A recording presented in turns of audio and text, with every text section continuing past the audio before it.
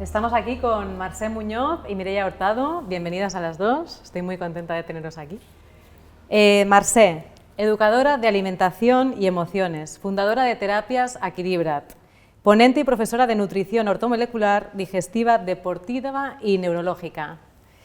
Mercè, dinos 4 pautas de alimentación según tu estado emocional. ¿Qué nos recomendarías? Bueno, el estado emocional, mucha gente se piensa que depende de lo que vive o de su personalidad y no tienen en cuenta que la alimentación influye muchísimo. Entonces, muchas veces hay personas que están en ansiedad o están en depresión y se piensan que es una enfermedad y resulta que están comiendo mal. Entonces, 4 pautas que yo daría, así en resumen, porque es muy extenso el tema. Por ejemplo, si una persona está en agresividad, que está normalmente agresiva, se enfada con frecuencia, este tipo de personas tendrían que comer una dieta equilibrada, porque cuando más equilibrado comemos, nuestras emociones más en armonía están, pero tendríamos que reducir aquellos alimentos que dan mucha energía, porque ya tienen un exceso de energía cuando estás en agresividad. Entonces, reduciríamos alimentos que nos den picos glucémicos altos. Harinas refinadas, por supuesto nada, azúcar nada y hidratos de carbono en poca cantidad. ¿Qué le daríamos en más cantidad? Alimentos que nos relajen, como los vegetales.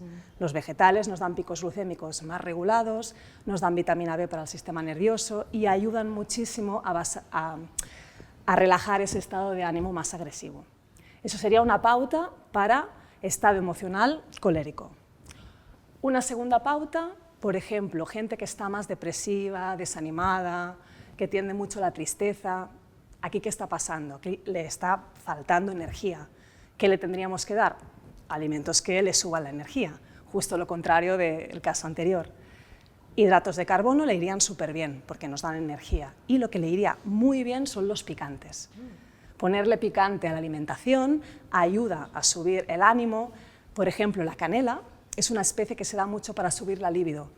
Ayuda a la motivación y te ayuda a salir de ese estado más melancólico, más en desánimo. Una tercera pauta, podríamos pensar, esto es muy típico aquí, en la gente que tiene un estado de ánimo ansioso, que está todo el día dándole vueltas a la cabeza, ¿no? Ese estrés mental que mucha gente vive. ¿Qué está pasando ahí? Hay aceleramiento, hay mucho aire. Tenemos que dar una alimentación donde ese aire baje.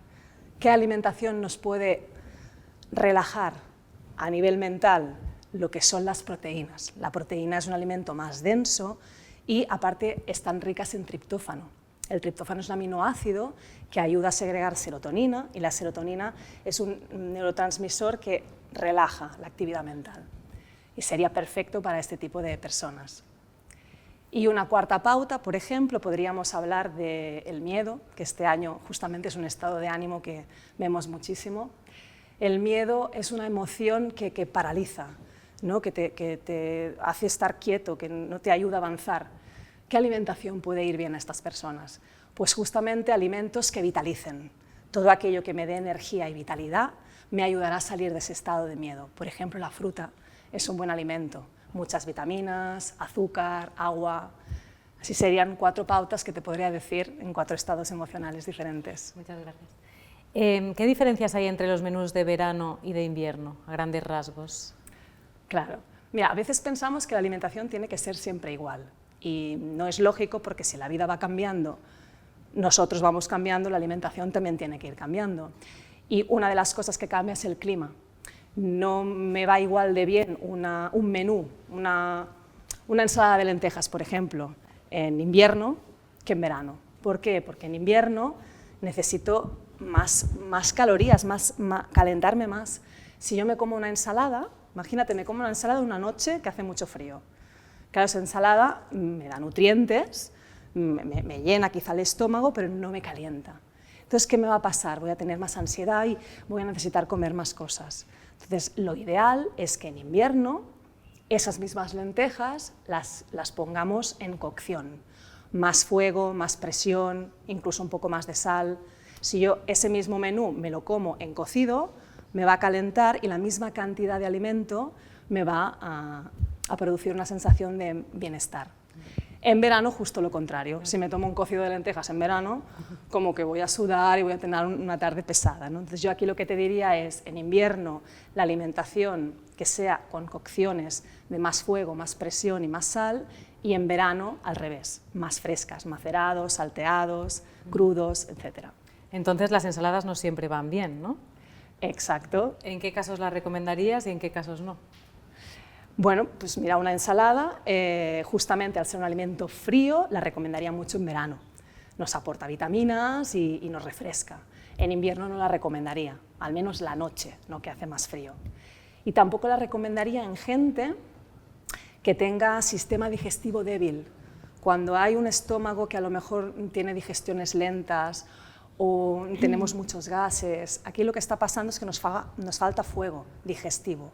Si yo me como un crudo, una ensalada, mi estómago va a necesitar mucha más energía para digerir ese alimento. Entonces, lo ideal en personas que tienen digestiones débiles es que coman cocido. Entonces, tampoco le recomendaría una ensalada a ese tipo de personas. Gracias, Marcé. Mireia Hurtado, psicóloga y dietista especializada en Mindful Eating, coaching nutricional y profesora en diferentes universidades. Buenas, Mireia. Bienvenida. Gracias, Marta. ¿Por qué crees que hoy en día, a pesar de tener tanta información, nos cuesta tanto cuidarnos? Porque estamos en la era de la información. Exacto. Es Sí. como paradójico, ¿no? Es totalmente paradójico. Nunca antes habíamos tenido tanta información de forma tan fácil y parece como que nunca antes es muy difícil cuidarnos en este momento en el cual estamos viviendo. Nunca antes la humanidad ha pasado por momentos en los cuales el autocuidado ha sido tan difícil. Y una de las claves es la desconexión que tenemos de nuestro cuerpo.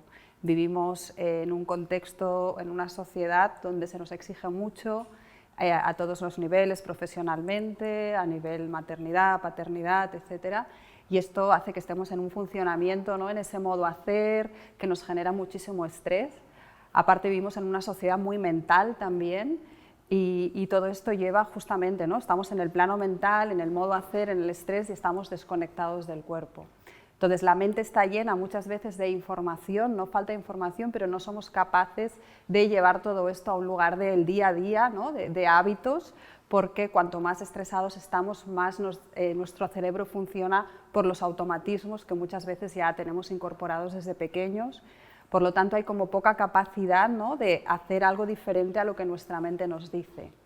Entonces, justamente pues, la dificultad viene de esa desconexión que tenemos del aquí y del ahora, de la escucha del cuerpo y de las necesidades que podemos estar teniendo en el momento presente.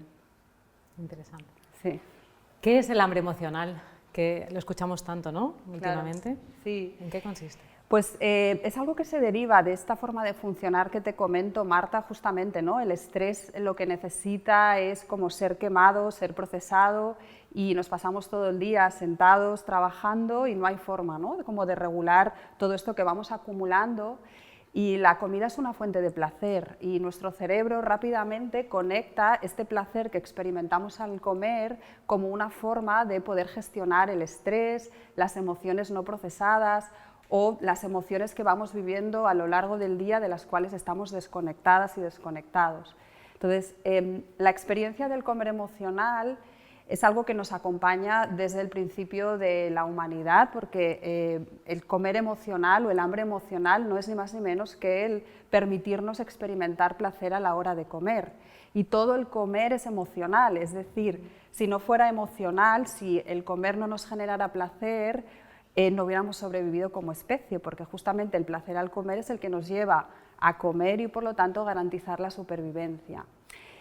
Aquí la cuestión es que este placer al comer es muy fácil que nuestro cerebro haga un uso de él cuando no tenemos habilidades para gestionar emociones, para gestionar el estrés. Es decir, cuando conectamos el placer a la hora de comer con me siento mejor y esta conducta que todos hacemos en mayor o menor medida cuando nos aleja de nuestro autocuidado, es decir, cuando no tenemos más habilidades para gestionar el estrés que la comida, pues puede alejarnos del autocuidado y generarnos sufrimiento.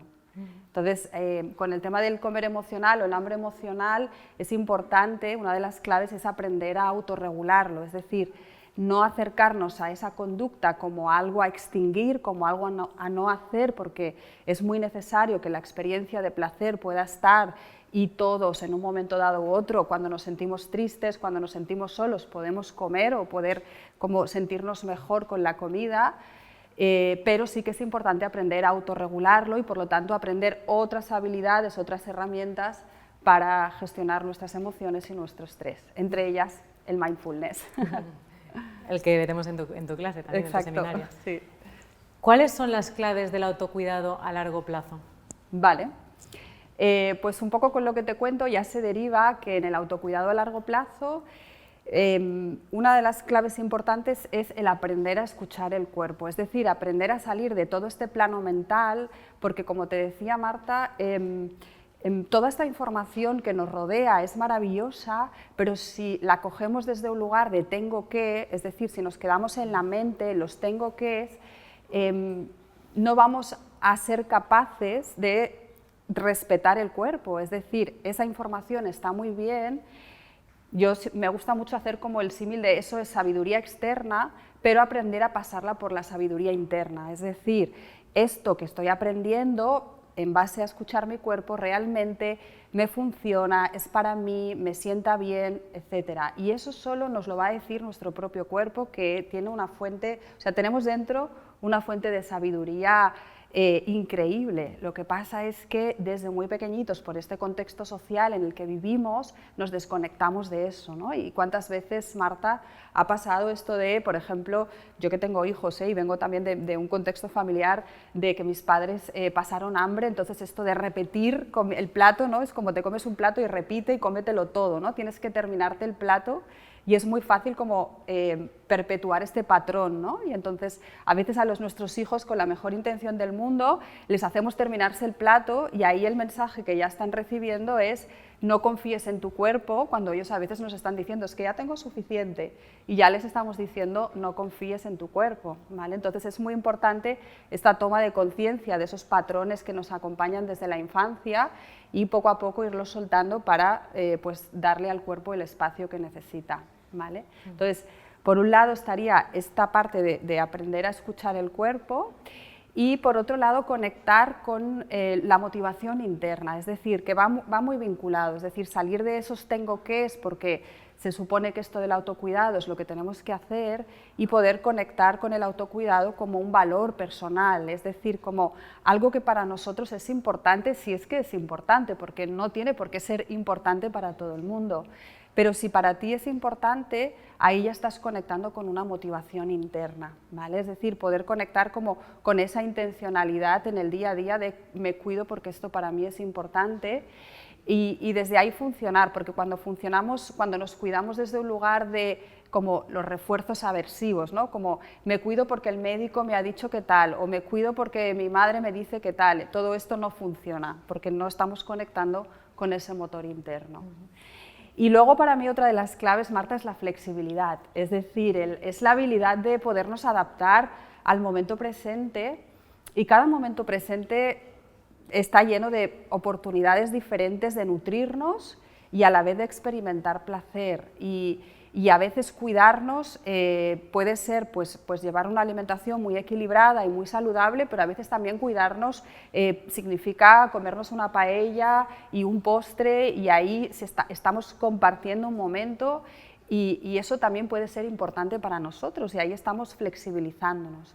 Entonces, cuando hablamos de hábitos saludables a largo plazo, es decir, ¿qué puede funcionar para mí a largo plazo? Esta flexibilidad es una de las claves, porque si no nos vamos a un lugar de rigidez, ¿no? Es como yo como siempre así y a veces las oportunidades nos brindan la necesidad de otras experiencias diferentes. Muchísimas gracias, Mireia. Gracias.